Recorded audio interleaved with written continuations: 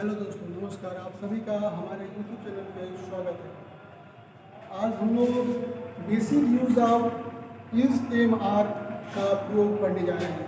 दोस्तों, ये बात आप लोगों को अच्छी तरह से पता होगा कि किसी भी लंबे सफ़र के लिए पहला स्टेप हमें रखना पड़ता है। सेम इस कंडीशन आपका यहाँ पे इज एम आर का भी यही है। अगर हम टेंस के बारे में जानना चाहते हैं तो सबसे पहले हमें usages of is am are को, यानी कि जो बेसिक नॉलेज होती है, जो दोस्तों जानकारी होती है, इसे जानना बहुत ज़रूरी होता है। तो आइए वो basic use of is am are के बारे में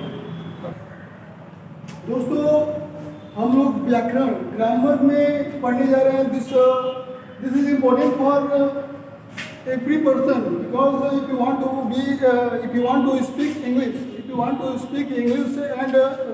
speak fluent English, फराटेदार इंग्लिश बोलना चाहते हैं, तो आपको बेसिक नॉलेज होना बच्चों बहुत ज़रूरी है।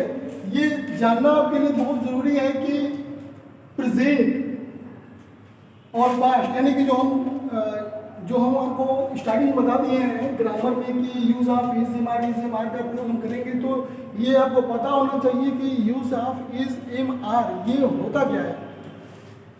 जब मैंने अभी यहाँ पर सामने यहाँ पे लिखा हुआ है कि जब है हूँ हो मुख्य क्रिया के रूप में रहता है, तो वहाँ पे हम इज एम आर का प्रयोग करता है। और था थे थी जो मुख्य क्रिया के रूप में रहे, तो हम वहाँ पे वाज वर्ग का प्रयोग पढ़ेंगे। तो फिलहाल में क्योंकि हम वाज वर्ग को बाद में पढ़ेंगे, आइए पहले हम देखते हैं इज एम आर को। दोस्तों, जैसे कि मैंने आपको बताया कि जब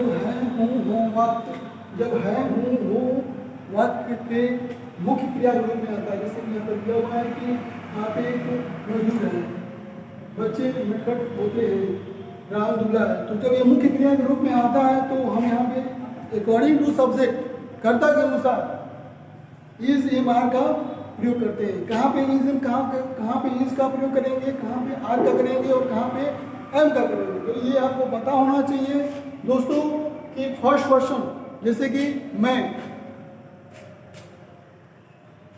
सेकेंड पर्सन तुम और थर्ड पर्सन वह, यानी मैं तुम हुआ फर्स्ट पर्सन, मैं सेकेंड तुम और थर्ड पर्सन वह। ये आप तीन चीज़ समझ गए तो समझिए कि इंग्लिश आपके मुट्ठी में है। इंग्लिश को सीखना बहुत बड़ी बात नहीं है। English is the very simple if you can understand.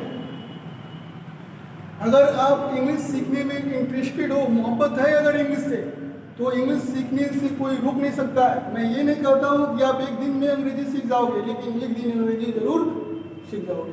तो आइए दोस्तों, जैसे कि मैंने यहाँ पर लिखा है कि जब स्टेट और पोजीशन की बात हो, यानी कि स्थिति और अवस्था की बात हो, या फिर किसी की नेचर की बात हो, या फिर किसी की क्वालिटी की बात हो, वहाँ पे हम is am are according to subject रखते हैं। जैसे कि यहाँ पे दिया हुआ है कि आप एक मजदूर है, ये क्या है इसका, आप एक मजदूर है, यह इसकी अवस्था है। यू आर अ लेबर, बच्चे नटखट होते हैं, ये नटखट होना क्या है, बच्चों का स्वभाव है, नेचर है। इसलिए हम यहाँ पे children are naughty, not children, children is already plural, children are नटी।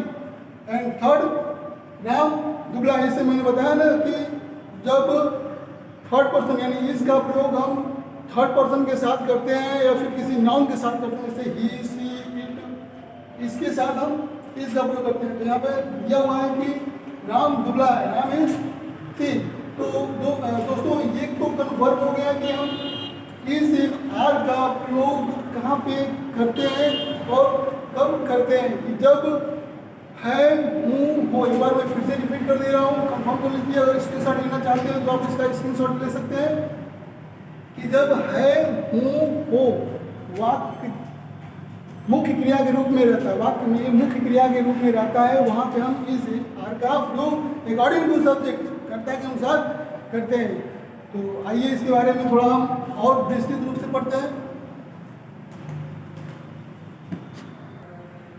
हाँ दोस्तों, जैसे कि फर्स्ट पर्सन, सेकेंड पर्सन और थर्ड पर्सन। दोस्तों जैसे कि first person, second person, third person, अभी मैंने बताया आप लोगों को कि मैं फर्स्ट पर्सन तुम, सेकेंड पर्सन और वह, ही, शी, इट, या फिर कोई नाउन। नाउन इसके बारे में, पार्ट्स ऑफ स्पीच के बारे में मैं आपको अगली वीडियो में बताऊंगा। फिलहाल में अगर कोई नाउन यानी कि जो किसी व्यक्ति, वस्तु अथवा स्थान के नाम को हम संज्ञा कहते हैं, तो नाउन अगर कोई नाम आता है तो उसके साथ हम इसका प्रयोग करेंगे। ये अच्छी तरह से आप समझ गए। हाँ दोस्तों, जैसे कि फार्मूला के रूप में अगर हम इसको समझना चाहें तो उसे भी समझ सकते हैं और अच्छी तरह से समझ सकते हैं। तो ये हमने सूत्र लिख दिया इसका कि अफर्मेटिव, जैसे कि सब्जेक्ट जो वाक्य में सबसे पहले होता है वही सब्जेक्ट होता है। जैसे मान लीजिए कि यहाँ पर दिया हुआ है वह दुखी है, तो हम कैसे पहचानेंगे कि इसमें सब्जेक्ट कौन सा है? तो वाक्य में सबसे पहले क्या दिया हुआ है? वह दिया हुआ है, तो वह क्या आपका सब्जेक्ट है। तो दोस्तों जो कि ये पहचानना बहुत आसान है कि सब्जेक्ट क्या और कहाँ होता है। तो सब्जेक्ट, उसके बाद इज, एम, आर और प्लस ऑब्जेक्ट। तो यहाँ पे आप क्लियरफाई तो हो ही चुके होंगे अच्छी तरह से कि कहाँ पे हमको इस का प्रयोग करना है, कहाँ पे आर का करना है और कहाँ पे हमको एम का करना है। तो जैसे कि हमने लिखा है सेंटेंस कि वह दुखी है, ही या शी इज सैड। अगर हम इसको कहें कि हम इसको नेगेटिव में ट्रांसलेट करते हैं तो नेगेटिव में भी देख लीजिए, वह दुखी नहीं है।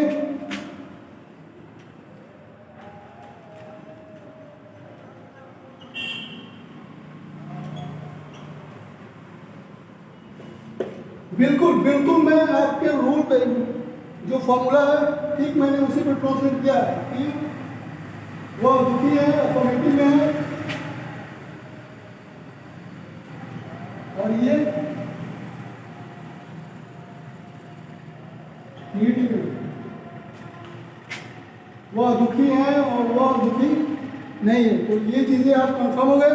तो चलिए इसके आगे हम लोग देखते हैं। दोस्तों, जैसे कि मैंने आपको बताया कि जब हम किसी के बारे में कोई इन्फॉर्मेशन देते हैं या बताते हैं, वहाँ पे हम according to subject is, am, are का प्रयोग करते हैं। इसमें इंग्लिश स्पीकिंग दोस्तों बोलने के लिए हमें शॉर्ट फॉर्म की बहुत आवश्यकता होती है। शॉर्ट फॉर्म जानते हैं ना, जैसे कि हमने यहाँ पे लिखा है आई एम नॉट, एम में नॉट और हमने ऐड किया है तो am not, are not you के साथ हमने इज नॉट। तो इसको हम जब इंग्लिश स्पीकिंग बोलते हैं तो वहाँ पे हम कैसे शॉर्ट फॉर्म, जैसे कि हमने कहा कि तुम दुखी नहीं हो या वह दुखी नहीं है, तो ही और शी इज नॉट सेड यहाँ लिखा हुआ है। अगर मैं इसे कहूँ कि how can we speak in short, तो हम कह सकते हैं he isn't sad, he isn't sad, I am not sad। अगर ऐसा दिया हुआ है तो यहाँ पे I के साथ आप R का प्रयोग करते हैं या M का करते हैं या फिर इस का करते हैं। ये मैं आपको वीडियो में ऑलरेडी बता चुका हूँ, पीछे बैक करके देख लीजिए। तो I फर्स्ट पर्सन है तो I के साथ M का प्रयोग होता है, तो I am not sad। लेकिन दोस्तों इसी जब हम शॉर्ट में बोलते हैं तो एमेंट बोलेंगे तो यहाँ पे रॉन्ग हो जाएगा। इसको हम बोलते हैं अरंट सेट। अरंट क्यों बोलते हैं या लॉजिक मुझे नहीं पता, लेकिन आई के साथ आप एमेंट नहीं बोलेंगे। इसमें 321 से एक फॉर्मूला आता है, जिससे कि एक साथ जो कि एक सेंटेंस में 3 सब्जेक्ट आ जाते हैं। तो उसे हम कैसे ट्रांसलेट करते हैं, तो आइए उसको देखते हैं। जैसे कि ये सेंटेंस दिया हुआ है, तुम, मैं और वह खुश है। ये सेंटेंस दोस्तों, ये सेंटेंस आपके सामने आ सकता है, ये इससे बाहर नहीं आता है। ये सेंटेंस आपके सामने आ सकता है, तो वहाँ पे आप कंफ्यूज हो सकते हैं, लेकिन इसमें कंफ्यूज होने की कोई बात नहीं है। मैं आपको ऑलरेडी फार्मूला बता चुका हूँ इसका 321। ये फार्मूला पहले थर्ड पर्सन आपको जानते हैं क्या होता है, वह, तो यहाँ पे ही, उसके बाद सेकेंड पर्सन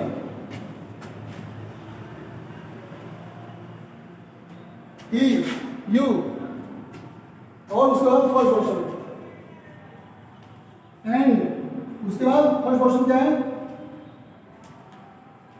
आई। तो अब इसके साथ जो क्या लगाएंगे, आप आई के साथ जो एम यहाँ पर लगाएंगे, no never, he you and I have, that's it, ये आपका सेंटेंस। दोस्तों जैसे कि मैंने आपको बताया है कि इंग्लिश को अगर आप इस तरह से पढ़ रहे हैं, यानी कि सिर्फ आप देख रहे हैं और समझ रहे हैं, तो ये इम्पोर्टेंट नहीं है। ये उन बच्चों के लिए जो हाई फाई स्कूल से बिलोंग करते हैं। लेकिन अगर आप वाकई में, आप सचमुच में अगर दोस्तों इंग्लिश सीखना चाहते हो, अच्छी तरह से सीखना चाहते हो, फ्लुएंटली वे में सीखना चाहते हो, तो ये काम आपको करना होगा। एक नोटबुक लीजिए, पेन लीजिए और घर पे जितनी बार आप इसको प्रैक्टिस करेंगे उतनी बार यह आपके संज्ञान में होगा, और जितनी बार संज्ञान में होगा उतनी आपके कॉन्फिडेंस लेवल हाई होगा और आप इसको अच्छी तरह से ट्रांसलेट कर सकते हैं। तो दोस्तों ये जानने के लिए मैं आपके सामने एक पहली बात तो आप ये जान लीजिए कि practice is the very important. मैं यहाँ पर सेंटेंस बता देता हूँ, आप इसका स्क्रीनशॉट ले लेते हो और स्क्रीनशॉट लेने के बाद अगर आप इसको छोड़ देते हो तो ये फॉरगेट होगा, ये तो कंफर्म है। ये अगर आप इसको प्रैक्टिस में रखते हो, कोशिश करते हो, तो कोशिश करोगे तो डेफिनेटली है, कंफर्म है। मैं कह रहा हूँ, अगर if you are interested in translations, if you are interested in English, then I am with you always। तो कोशिश करते रहिए। ट्रांसलेशन जहाँ भी प्रॉब्लम होती है आप नीचे कमेंट बॉक्स में उनसे पूछ सकते हैं। और कोशिश के ऊपर कहते हैं दोस्तों कि लहरों से डरकर नौका पार नहीं होती और कोशिश करने वालों की कभी हार नहीं होती। तो कभी हार मत मानिए, कोशिश करते रहिए। गलत करेंगे तभी आपको सही आएगा। तो आइए कुछ होमवर्क ले लेते हैं।